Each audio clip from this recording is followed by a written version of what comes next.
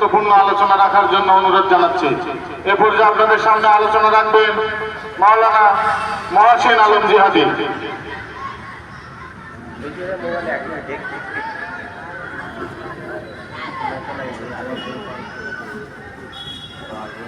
السلام عليكم ورحمة الله وبركاته.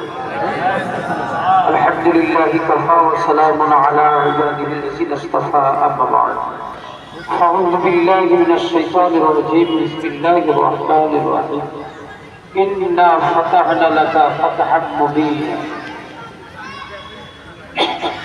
عن أبي هريرة رضي الله تعالى عنه قال قال النبي صلى الله عليه وآله وسلم إذا هلك كسرى فلا كسرى بعده وإذا هلك قيصر فلا قيصر بعده. صدق الله مولانا العظيم. সম্মানিত সভাপতি, মাননীয় অতিথি মণ্ডলী, শ্রদ্ধাভাজন শ্রোতা মণ্ডলী, পরম করুণাময় আল্লাহ রাব্বুল আলামিনের শাহী দরবারে সিজদায় শুকরিয়া আদায় করছি যে আল্লাহ তাআলা অভিশপ্ত এক কালনাগিনীর সবলের ছায়া থেকে বিগত ৫ তারিখে আমাদের মুক্ত করে বৃষ্টি কণ্ঠে হেসে কণ্ঠ ছেড়ে যে কথা বলার তৌফিক এনায়েত করেছে। আমরা শুকরিয়া আদায় করছি আলহামদুলিল্লাহ। তো সে ধরে ভরা মানুষের নেতৃত্বের বড়াই করতে গিয়ে জাতির পিতৃত্বের দাবিদারি হয়ে শেষ পর্যন্ত ইব্রাহিম আলাইহিস সালামকে ভুলতে বসে মূর্তি পূজকদের সহযাত্রী যিনি হয়েছিলেন, আজকে সেই গোয়ালেই ফিরে গিয়েছেন। বিধায় আমরা সামান্য কিছু কথা বলতে চাই। মাগরিবের আযানের কমপক্ষে 1-2 মিনিট আগে আমাকে কাজ করতে কোরআনে কারীমের একটি ছোট্ট আয়াতে কারিমা দিয়ে শুরু করছি। আল্লাহ রাব্বুল আলামিন বলেন, আফা হুকমাল জাহিলিয়াতি ইয়াবগুন ওয়া মান আহসানু মিনাল্লাহি হুকমান লিকাওমিন ইউকিনুন। সূরা আল মায়েদা ৫ নম্বর আয়াতের ভিতরে আল্লাহ রাব্বুল আলামিন তিনি বলছেন, পৃথিবীতে যখন কোন মানুষ অত্যন্ত প্রদর্শন করে, অহংকারী হয়, দাম্ভিক হয়ে যায়, নিজেকে সবার চেয়ে বড় বলে দাবি করে, সেই মানুষটি তখন জাহালাতের দিকে ফিরে যায়, জাহেলের দিকে ফিরে যায়। মিথ্যে, হত্যা, সন্ত্রাস, চাঁদাবাজি, দুর্নীতি আর অপকর্মের সয়লাভ সমাজের ভেতরে বইয়ে দেয়। বিগত 17 বছর বা 16 বছর ধরে এর প্রত্যক্ষদর্শী হলো আপনারা। কোরআনে কারীম বলেছেন, আফা হুকমুল জাহিলিয়াতিন ইয়ারহুন, তারা কি সত্যকে ছেড়ে দিয়ে মিথ্যার পিছনে দৌড়াতে চায়? তারা কি সেই জাহালাতকে ফিরে পেতে চায়? আমি কেন এই কথা বললাম, আয়াতটা কেন নিয়ে এলাম, তার ব্যাখ্যাটা আপনারা শুনছেন। আশা করি একটু মনোযোগ দিয়ে কথাগুলো শুনলে আমার এই কষ্টটা সার্থক হবে। কারণ সংস্কার যেটা দিয়ে করবো সর্বশেষে সেখানে গিয়ে সংস্কৃতি ঘটবে। আল্লাহ রাব্বুল আলামিন বলছেন, এক শ্রেণীর মানুষ সমাজের ভেতরে থাকে, তারা সত্যটাকে ছেড়ে দেয় আর মিথ্যাটাকে আপন করে গ্রহণ করতে চায়। এটাই হলো জাহিলদের চরিত্র।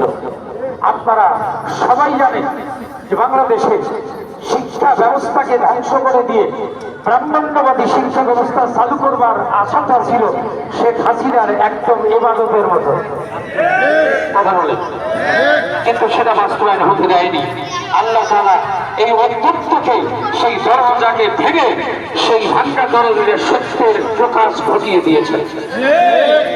আল্লাহ তাআলা বলেন, ওয়া মান আহসানু মিনাল্লাহি হুকমান লিকাওমিন ইউকিনুন। সত্যকে যারা বিশ্বাস করেছে, আল্লাহ রাব্বুল আলামিনের বিধানকে যারা ছেড়ে দেয়নি, সেই সমস্ত মানুষগুলিকেই আল্লাহ রাব্বুল আলামিন পথকে দেখিয়ে দিয়েছেন। এর মূল ব্যাখ্যাটা আরো অনেক। আমি আয়াতে কারিমাকে অনুরোধ করেছি এই কারণে, আপনাদের চোখে আঙ্গুল দিয়ে আমি দেখিয়ে দিতে চাই, শেখ হাসিনা নিজেকে মুসলমান বলে দাবি করে, সত্য কিনা বলে? তার বাবার নামও মুসলমান, তার মায়ের নামও মুসলমান।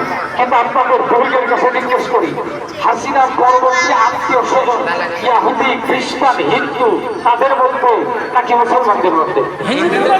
তার মেয়ের সাথে ভুল, তার ভাগ্যের সাথে ভুল, তার বোনের সাথে ভুল, তার অন্যান্য আত্মীয় স্বজনদের দিকে তাকিয়ে দেখেন, সে ইহুদি, খ্রিস্টান আর ব্রাহ্মণ্যবাদী ছাড়া কাউকে তার পাশে রাখেনি, মানে আত্মীয় হিসাবে গ্রহণ করেনি।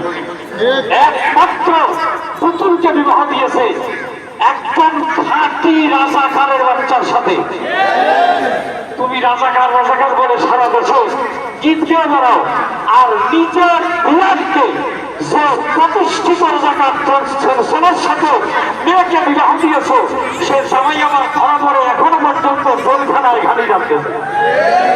সাইবাবাদের পুতুলের ফল ধরা পড়েছে, অচিরেই সেটা আপনাদের কাছে প্রকাশ হবে। অতএব শেখ হাসিনা নিজেকে মুসলমান বলে দাবি করলো, তার বরণ কারণ বিশ্বাসকে আমরা কখনোই মুসলমান ভাবতে পারি না, বরং হাসিনাকে মুসলমান ভাবাটা অবশ্যই মিথ্যের দাবি হবে।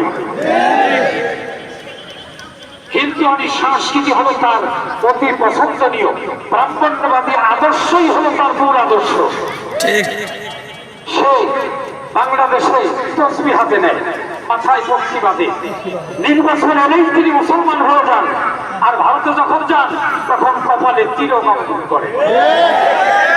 তিনি যখন ভারতে যান সেখানে গিয়ে দোলগড়ায় দাঁড়িয়ে হিন্দু সন্ন্যাসীদের থেকে তার কপালে টিপ করে নেন।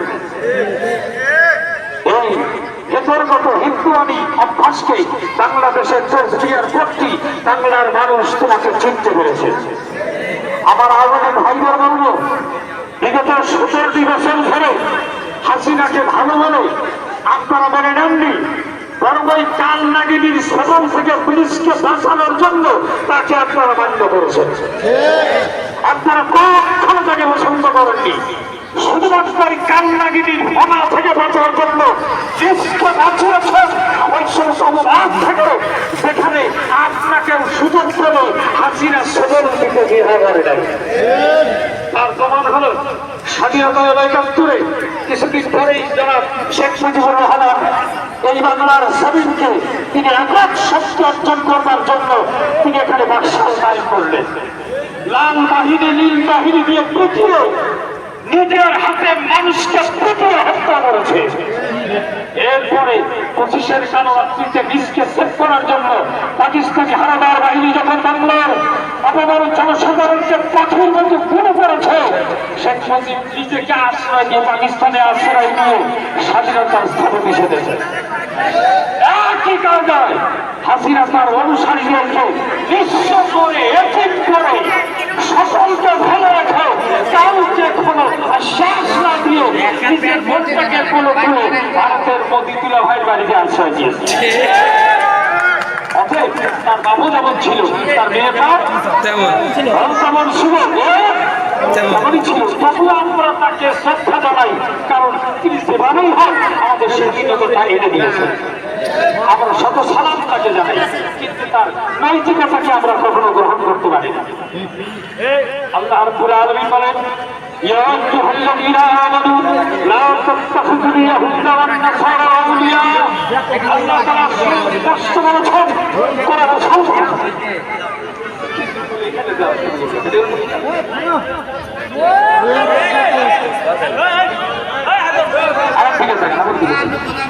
এগুলো যারা বন্টন করে তাদেরকে শিখিয়ে দিতে হয়।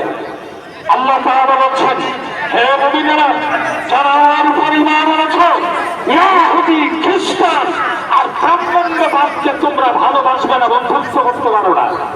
কিন্তু আমরা জানি আমাদের দেশের এক ত্যাগের নিয়মন্ত্রী ছিল, পুঁথির মতো যখন কথা বলতো তখন মনে হতো পাঁচ কথা বলতেছে। সেই মন্ত্রী বলেছে যে হিন্দুদের সাথে ভারতের সাথে আমাদের সম্পর্ক স্বামী আর স্ত্রীর মতো।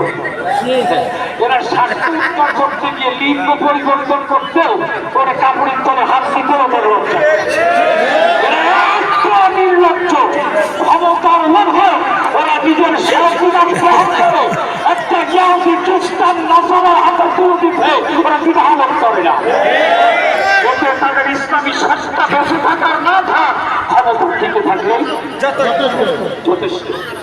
যে জাতি নিজের ক্ষমতাকে মুঠে করে রাখে সেই শক্তির কাছে কখনো জনগণ শান্তি পেতে পারে, শান্তি পেতে পারে না, কখনো তা হতে পারে না। আল্লাহ তাআলা বলেছেন, ইহুদি নাসারাদের সাথে বন্ধুত্ব করো না।